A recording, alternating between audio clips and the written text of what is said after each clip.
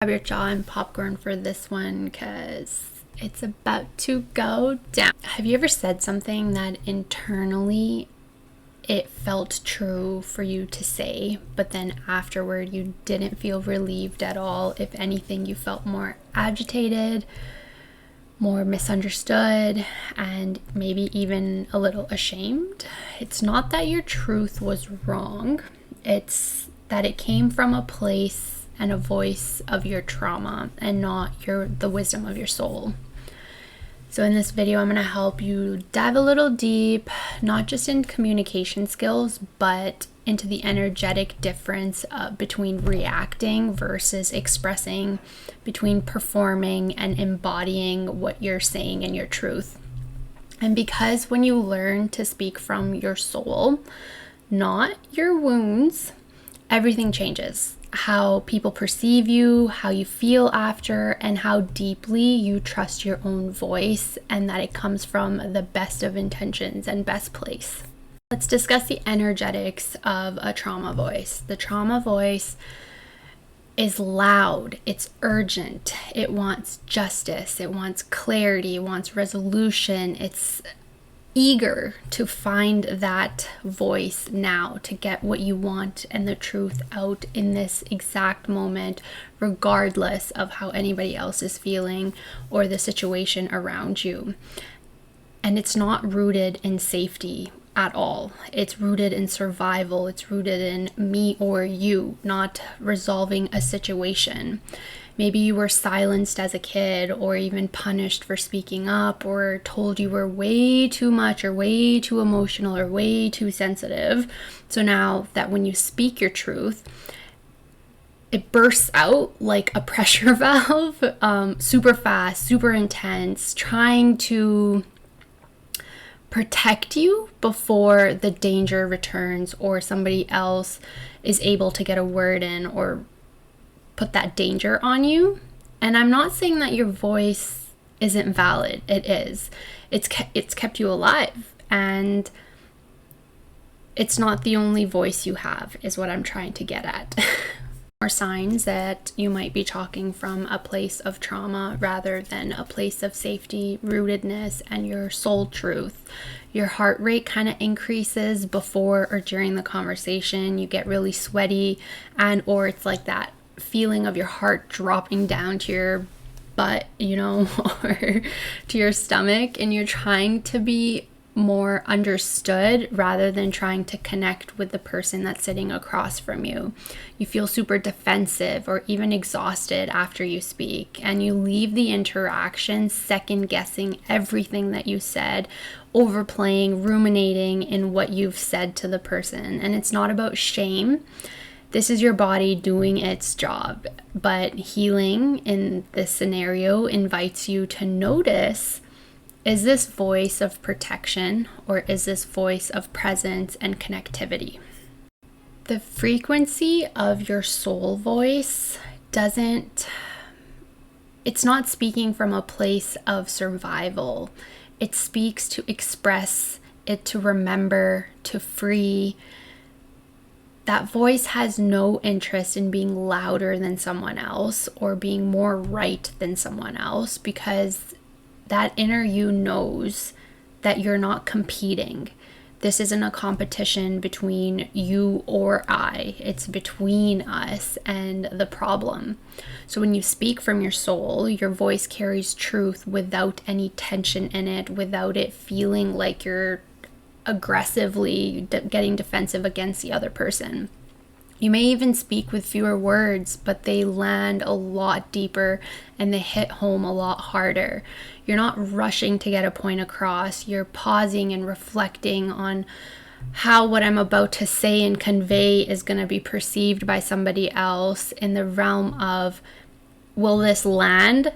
Will this be communicated in the way that I need it to be? And you don't apologize for that truth. You don't need a perfect script either. You become magnetic, and that's because you're not performing anymore, but you're present and you're situationally aware and you're speaking from that place rather than survival. Some energetic markers of the soul speech, I guess, would be you feel super calm and grounded as you speak. You're not speaking from a survival, rushed state. You're connected to your body. You feel the energetics in your body and not just the word vomit that wants to come out as your thoughts. And you don't fear being misunderstood because you're no longer abandoning yourself to get a point across or to win an argument. You speak to express and not to win. Your soul doesn't ask permission to be heard. Your soul remembers that your voice is the medicine that's needed in this situation, whether that's in an argument or speaking your voice out like how I am into the world. Your voice can even speak from your soul. Your nervous system needs to feel safe. And I just did a video on freeze shutdown state on YouTube, so I'll link that somewhere over here so you can watch that.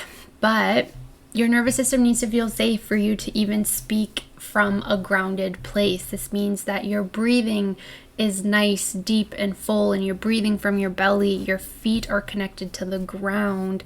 Your body is not embracing for impact from the other person, that like, boom, you're gonna hit me with something and I need to have my defenses up. You're not rushing to fill the silence.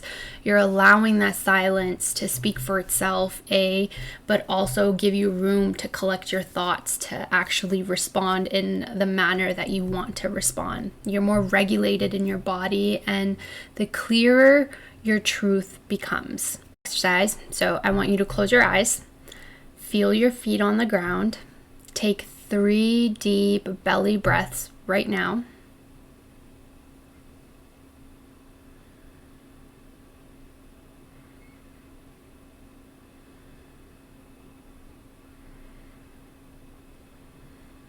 Then place one of your hands on your heart and one of your hands on your abdomen and ask yourself, what do I truly want to say without fear? And whatever voice comes up and fills that silence, that is your soul speaking. Remember, there was a time when someone crossed a boundary with me. I didn't even know what the hell boundaries were, but I would just get frozen in state and or get really angry inside, but didn't have a reason for why I was angry. It wasn't till I realized a lot later that I didn't like how I was being treated, and I didn't know how to stand up for myself. I didn't know how to set that boundary in the first place, so I would freeze. And again, in the last video that I talked about, I finally realized, and then later was like, when I finally said something about what was happening that I didn't like, it came out full of heat, full like survival expression of, I didn't like what you did, but like almost coming out as an attack mode at someone, like shaking in rage. My voice felt cracked. What I said was real. I'm not denying that part, but it didn't land to the other person that I was speaking with. It pushed them away, if anything, and or it made them feel like I was the aggressor in this situation. But all I wanted to do was find that middle ground, to find that connectivity between me and other individuals. But it's not till I did something different and I took the time to regulate myself and breathe in between conversations. I also wrote out and journaled a lot what I truly wanted to say without fear, judgment, but from like clarity of what I actually was trying to say to someone, like when they pissed me off or they crossed a boundary that, or just internally I felt something that I was like, this isn't right, you know? And when I spoke from that place, it was gentle, it was powerful, it got the point across without fewer words, and there was no anger in my voice. It came from a very grounded place. It was truth, and the truth that needed to land to that person's ears. And that time when I said it from that place, they heard me, and that's when I owned my power again, and like things started to change. talk how to create this using some of the tools that you can use. I think I'm going to go over 4 different tools that you can use. And number 1, create space before you speak. So if it feels urgent, like I need to get this point across or this person won't hear me, take a breather. Take the back seat for a quick second. Take a long, deep breath. Urgency is often a trauma imprint, like, no, I need to get this point across right now. And like when you're speaking from your full soul truth, it just doesn't feel rushed. You allow the other person to say what they need to say. You digest that information and then you speak on it. And you can ask check-in questions to yourself. Am I trying to prove that I'm right in this situation, or share what's real, what you're truly feeling? And if it's about proving something, you want to take a pause again, take the back seat, take a few breaths, go for a walk, and then speak. But if it feels more on that sharing side, like, okay, well, I heard how that made you feel. Now let me talk about how it feels for me. And that's when you're speaking, like you're responding to somebody. Number 3 is anchor into your body.